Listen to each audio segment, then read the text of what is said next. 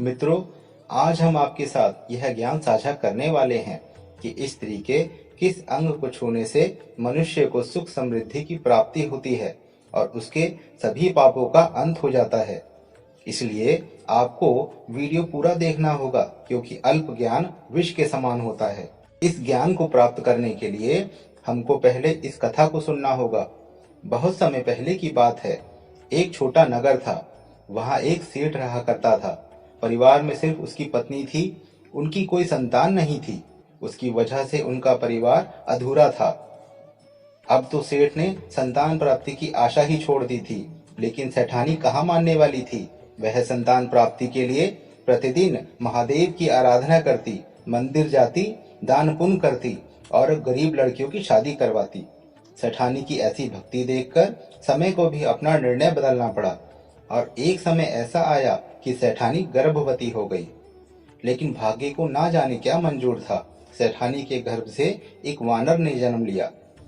वानर को जन्म देने की बात जल्दी ही पूरे नगर में फैल गई। अपने पुत्र के रूप में वानर को देखकर सेठ भी हैरान था, लेकिन उसकी समझ में नहीं आ रहा था कि वह अब क्या करे। सेठ के जानने वाले और नगर के बहुत से लोग उसे समझाने लगे कि यह एक अपशगुन है और सेठ को उस वानर संतान को जंगल में छोड़ देना चाहिए। जब सेठ ने यह बात सेठानी से कही, तो अपनी संतान की रक्षा के लिए एक कमजोर महिला ने दुर्गा का रूप धारण कर लिया। वह बोली कि मेरी संतान को मुझसे अलग करने का प्रयास ही ना करना। अगर आपको हम बोझ लगते हैं तो मैं अपने पुत्र को लेकर घर चली जाती हूँ। सेठानी के पुत्र मोह को देखकर सेठ ने अपने कुविचार को त्याग दिया और सेठानी एक सामान्य बालक की तरह अपने वानर पुत्र का पालन पोषण करने लगी। समय के साथ साथ वह बालक बड़ा होने लगा, लेकिन उसे नगर के लोगों ने कभी नहीं अपनाया। जब वह वानर बालक अन्य बच्चों के साथ खेलने जाता, तो सभी बच्चे उसका बंदर बंदर कहकर मजाक बनाते और उन बच्चों की माताएं उनको वानर बालक के साथ खेलने से मना करती। जब वह सेठ और सेठानी अपने वानर बालक को लेकर पाठशाला गए, तो वहां भी उन्हें हास्य का पात्र बनना पड़ा। लेकिन सेठानी कहाँ मानने वाली थी। उसने घर पर ही वानर पुत्र की शिक्षा का प्रबंध करवा दिया। समय यूं ही बीतता रहा। अब वानर बालक एक वानर युवक बन चुका था। वह अपने पिता के साथ व्यापार में सहयोग करता। सेठानी को अब उसके विवाह की चिंता सताने लगी थी। जब यह बात उसने अपने पति सेठ को बताई, तो वह बोला, सेठानी कैसी बात करती है। भला कोई अपनी लड़की का विवाह ऐसे युवक के साथ करेगा जो कि दिखने में वानर लगता है। लेकिन सेठानी अपनी जिद पर अड़ी रही और उसने खाना पीना भी छोड़ दिया। एक बार फिर सेठ को सेठानी की जिद के आगे हार माननी पड़ी और सेठ अपने वानर पुत्र के लिए एक सुशील कन्या की खोज में लग गया। लेकिन जहां भी उसके पुत्र का रिश्ता जाता, वहां से ना ही सुनने को मिलती। और सही भी था। कोई माता पिता अपनी पुत्री का विवाह एक वानर के साथ कैसे कर सकते थे। एक समय पर जब सेठ व्यापार के लिए दूसरे नगर पहुंचा, तो वहां उसे उसका एक पुराना मित्र मिला। सेठ ने एक समय पर अपने मित्र की बहुत मदद की थी, जिसका एहसान वह मित्र आज भी मानता था। उस रात्रि सेठ और उसका मित्र एक ही स्थान पर ठहरे। दोनों ने एक साथ भोजन किया और एक ही स्थान पर विश्राम किया। सेठ के मित्र ने देखा कि सेठ किसी बात पर बहुत परेशान है। सेठ ने पूरी बात अपने मित्र को कह सुनाई। सेठ की बात सुनने पर मित्र बोला, एक समय पर तुमने मेरी मदद की थी, जिससे आज मैं सुखी जीवन जी रहा हूँ। मैं सदा सोचता रहता था कि क्या मुझे कोई ऐसा अवसर मिलेगा कि मैं तुम्हारे एहसान का कर्ज उतार सकूं। लगता है ईश्वर ने मुझे वह अवसर दे दिया है। मित्र की यह बात सुनकर सेठ बोला, मैं कुछ समझा नहीं। यह सुनकर उसका मित्र बोला, मेरी एक कन्या है जो सुंदर और सुशील है और अब वह विवाह की योग्य भी हो गई है। मैं उसका विवाह तुम्हारे पुत्र के साथ करूंगा। सेठ को यह ठीक नहीं लग रहा था, लेकिन अपने पुत्र की विवाह की बात सुनकर उसकी खुशी का कोई ठिकाना नहीं था। अपने पिता के मान के लिए उस कन्या ने भी विवाह के लिए हाँ कर दी। सेठ और सेठानी बड़े गाजे-बाजी के साथ अपने वानर पुत्र की बारात लेकर अपने मित्र के द्वारे पहुंच गए।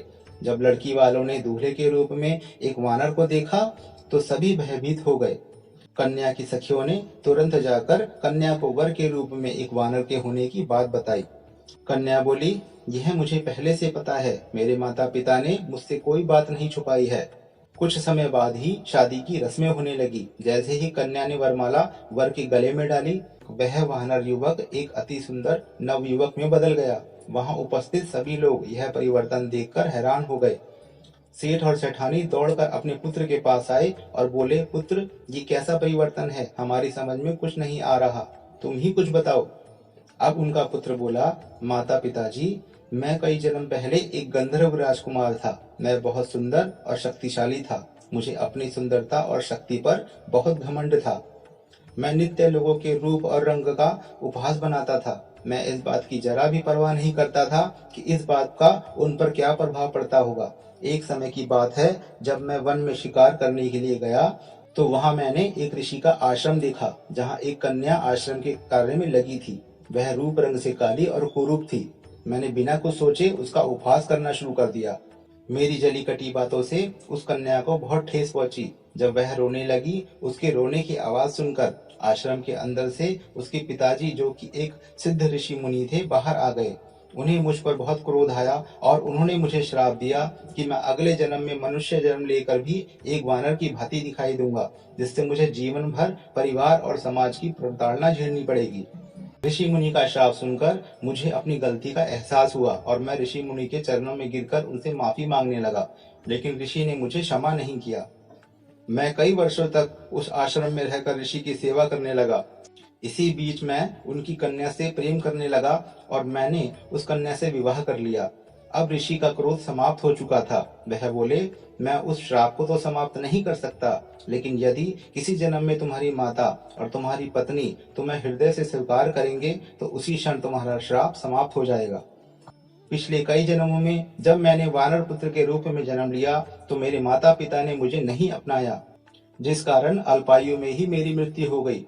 लेकिन इस जन्म में जब मेरी माता ने मुझे एक सामान्य पुत्र की तरह प्रेम दिया, मुझे अपनी गोद में खिलाया, मेरा लालन पोषण किया, मैंने पूरा बचपन अपनी माँ के चरणों में रहकर हर एक बाधा पर विजय प्राप्त की है।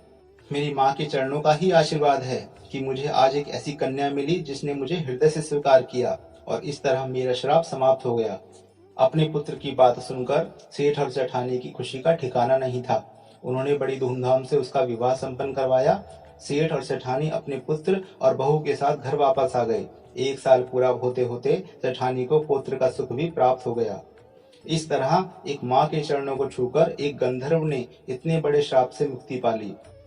तो मित्रों, इस कहानी के आधार पर हम यह कह सकते हैं कि स्त्री का वह अंग जिसे छूकर मनुष्य को सुख और समृद्धि की प्राप्ति होती है, उसके सभी पाप नष्ट हो जाते हैं। वह उसकी माँ के चरण होते हैं। माँ के चरणों को स्पर्श करके, उनका आशीर्वाद प्राप्त करके एक पुत्र जीवन में आने वाली बड़ी से बड़ी विपदा को आसानी से पार कर सकता है। इसलिए हमको सदा अपनी माता पिता को सम्मान देना चाहिए और उनसे प्रेम करना चाहिए। मित्रों, आशा है कि आज की यह कहानी आपको पसंद आई होगी। तो आप हमारे प्रोत्साहन के लिए कमेंट, लाइक, सब्सक्राइब और शेयर अवश्य करें। धन्यवाद।